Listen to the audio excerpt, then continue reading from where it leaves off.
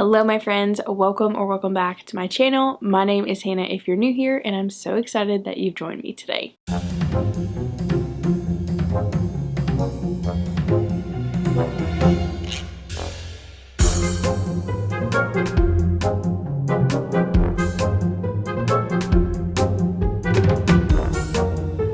How do we like the lights? Are they too distracting? Let me know. Anyway, hello my friends, welcome to another video.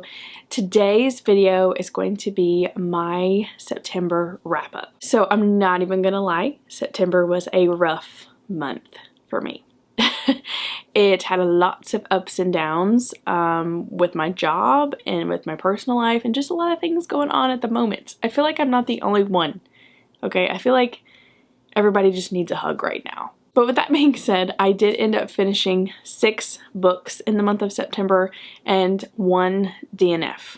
So, without further ado, let's hop into it. Okay, so the first book that I finished was Hitches, Hideouts, and Homicides by Tanya Capez. This is book number 7 of the Campers and Criminals mystery series. And you guys know how much I enjoy this series. I've talked about it before on my channel. I don't need to beat a dead horse.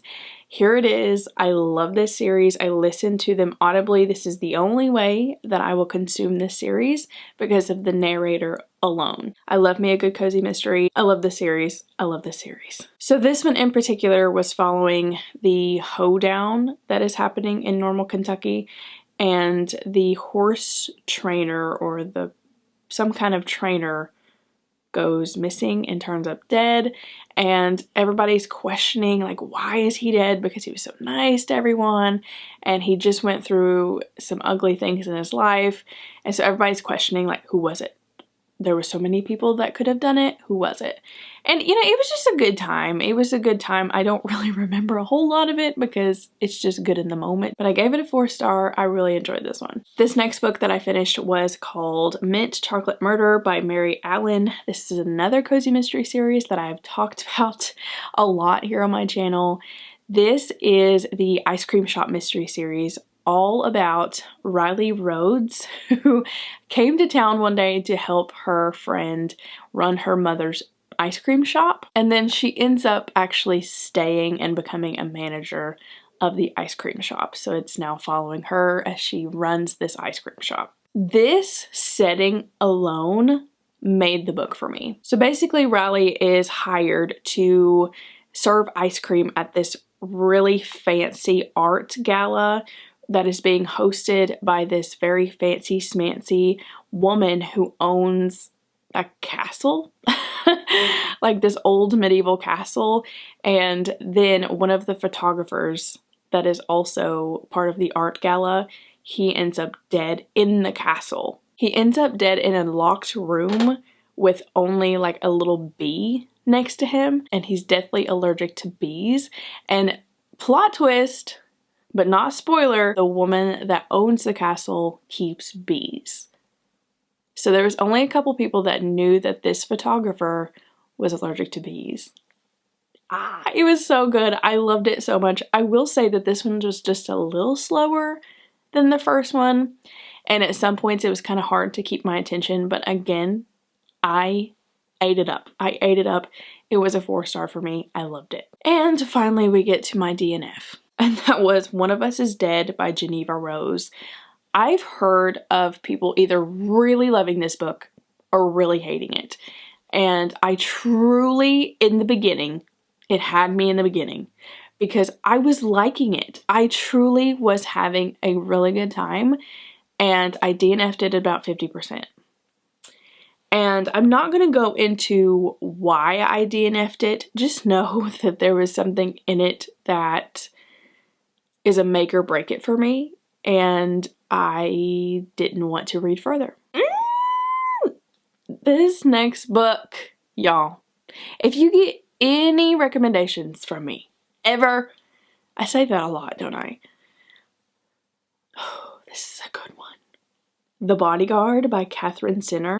Why are not more people talking about this book? First of all, this is a clean rom-com. You don't hear that often. For this one, I think I'm just gonna read my Goodreads review because I feel like I captured it beautifully. You're not the cleaning lady? Hannah Brooks works for a highly respected protection agency as, you guessed it, a bodyguard. Hannah has training and skills that make her highly undetectable yet dangerous. Boxing glove emoji. But when her mom passes away and her boyfriend leaves her the night of the funeral, trash, Hannah is anything but invincible. Her boss feels like she needs a break, so he gives her a local assignment, and that local assignment is Jack Stapleton, an actor in town visiting his sick mother. But Jack Stapleton is anything but a simple assignment. The banter, the found family, the tension, I cannot with this freaking book. This was everything I want in a rom-com and more. This book deserves way more praise than I see it getting. Book community, let's give this one more love. And then I read Delicates by Brenna Thumler. If you've heard me talk about Sheets, which is the first graphic novel of this series, then you'll know that I went into this one so incredibly excited because I love Sheets with a passion. I love that graphic novel so much. I really like that graphic novel because I think it really captures grief, and I think it talks about some things that most YA graphic novels are kind of hard to delve into. I was not prepared for this one.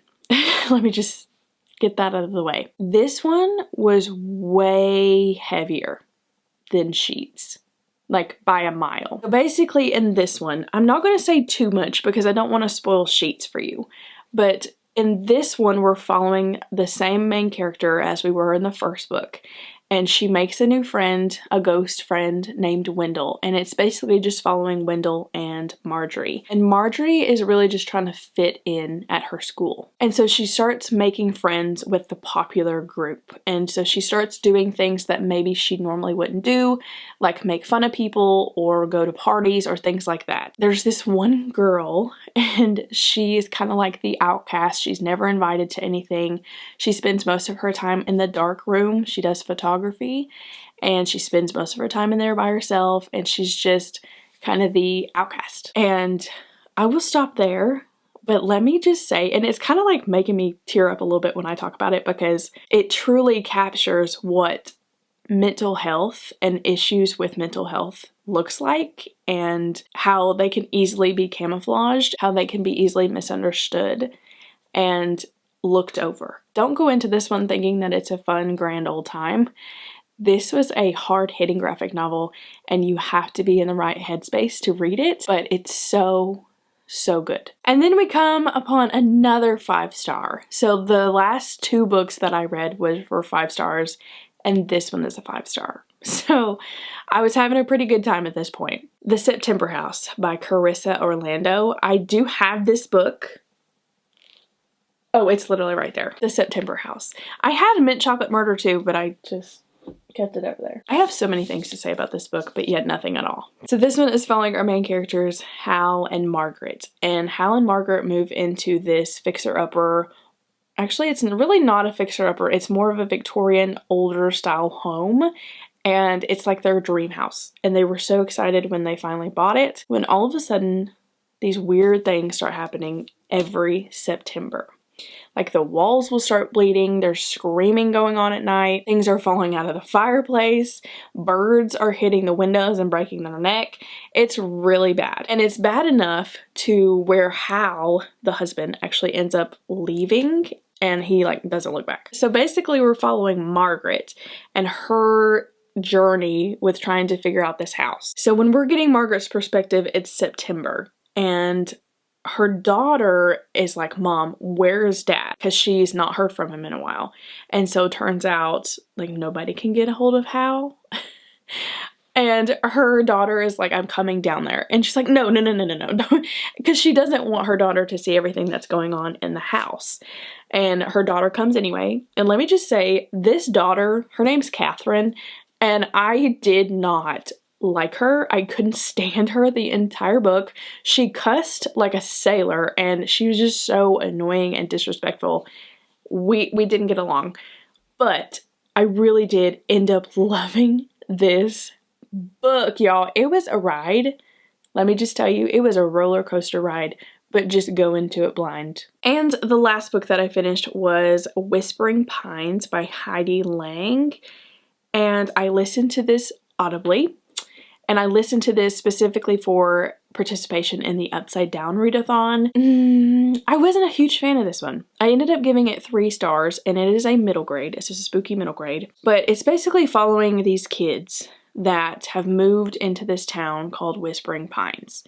And it's called that because there's this weird creature that is supposedly haunting the woods, and he comes out in search of kids and he takes their eyes. It's pretty scary. It freaking goes there. It's not afraid to cross the line. I was a little startled most of the time. And this one was really dark, like way darker than I was expecting. Again, I liked it. It was entertaining, but I don't really think that we're going to write home about it. All right, lovelies, that was it. That was my reading month. It was pretty sad. No, to be honest, we're going to be okay with however many books we read, because reading is reading, okay? Whether you read a magazine or newspaper or 17 books in a month, okay? Reading is reading. But like I said in the beginning of the video, I know we're all going through something, so if you need a hug, this is your virtual hug. I love you. Thank you so much for watching my video, and I hope that you have a fabulous rest of your week, wherever it is that you are. Please don't forget to leave this video a like and hit that subscribe button if you want to stick around, and I will see you in my next video. Bye, friends.